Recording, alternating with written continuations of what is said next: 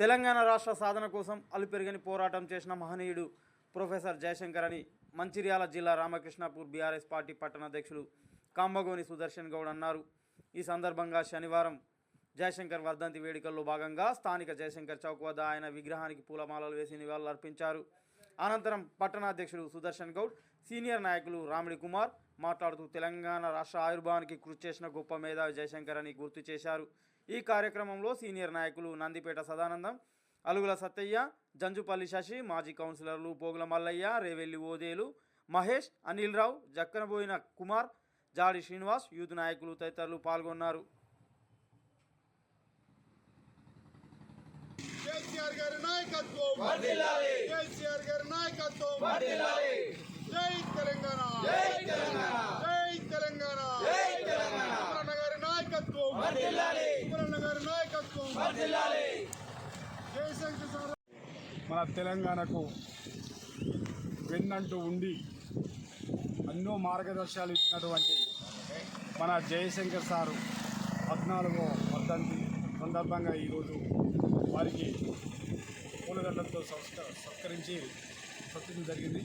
వారి ఆశయాల మేరకు ఆయన ఆశయం ఒకటే, చిన్న రాష్ట్రాలు అయితేనే మన రాష్ట్రం బాగుపడుతుందని చెప్పని, మన నీళ్లు మనకు వస్తాయి, మన ఉద్యోగాలు మనకు వస్తాయి, మనము ఆంధ్రలో మన ఉద్యోగాలు మనవి, నీళ్లు మనవి, కానీ ఆంధ్రలో పట్టుకొని పోతున్నారు, మనకు అంత ఎడారి అవుతున్నాయి.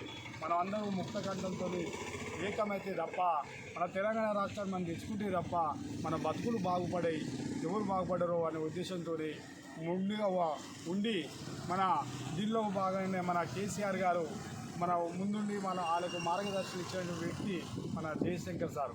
అతని ఆశయాలను ఆయన మార్గదర్శనంలో మనం తీసుకొని మన కేసీఆర్ గారు ముందండు ఉండి నేను సైతం అని చెప్పి ముందున్న వ్యక్తి మన కేసీఆర్ గారు.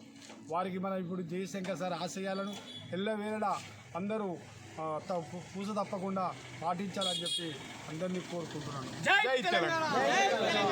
మరి జయశంకర్ సారు ఆయన రాష్ట్రం కోసం, ప్రజల కోసం పెళ్లి చేసుకోకుండా ఆయన జీవితాన్ని త్యాగం చేసి తెలంగాణ ఉద్యమంలో 69లో ఉద్యమంలో పాల్గొని చాలా ప్రయత్నం చేయడం జరిగింది.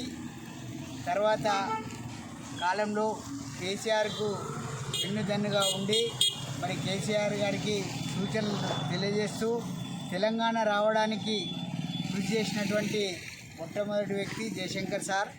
తెలంగాణ కోసము రచన చేసి తెలంగాణను ఎట్లా తెచ్చుకోవాలి, తెలంగాణ వస్తే మనకు లాభాలు ఏంటి, తెలంగాణ రావడం వల్ల మనకు నీరు, ఉద్యోగాలు, నియామకాలు అన్నీ కూడా మనకు ఎట్లా సంభవిస్తాయి అనేది ఆయన తెలియజేయడం జరిగింది.